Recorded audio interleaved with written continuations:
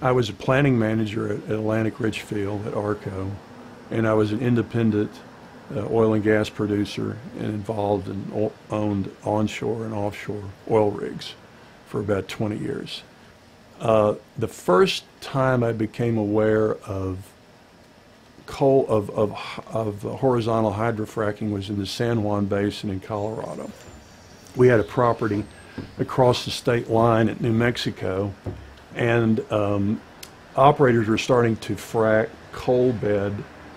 coal seams horizontally. In other words, they drill down into the coal seam, put a frack on it, and release the gas out of the coal seam. That was started maybe 25 years ago.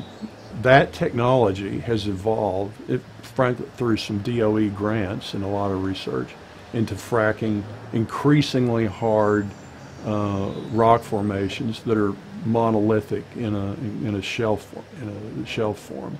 And so that the technology is not new, but what happened is, since the density of the material that's being fracked, the porosity, the permeability of it is so low that the pressures necessary to break that rock up have gotten extraordinary.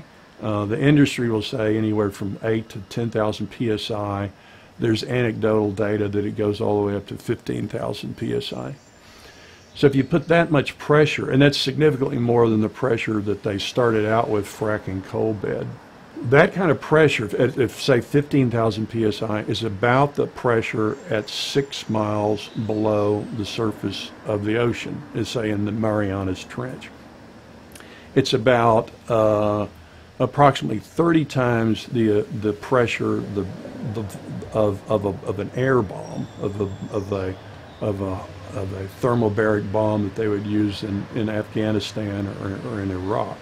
So when you're dealing with the amount of fluid involved, anywhere from 1 million gallons to as many as 3 million gallons, and you're dealing with that kind of pressure, what effectively you're doing is you're exploding a bomb underneath the ground.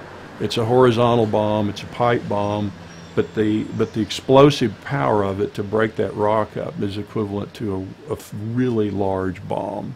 And the problem there, and this is particularly applicable to this area, to New York, is that you're going through what's likely to be inclined and vertical faulting. In other words, natural occurring fracturing of the earth subsurface, some of which can go from the bedrock all the way up to the surface, some of which in the New York area is actually seismically active, meaning occasionally you'll get an earthquake here. There's not a lot of seismic data in this part of New York, and the odds are is that you will hit a fault that you can't see from the surface. When you frack the fault, what would happen is that you'd open that fault line up.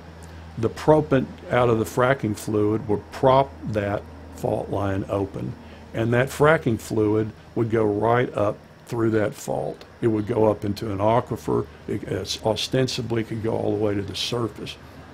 But you've basically blown open a piece of the earth.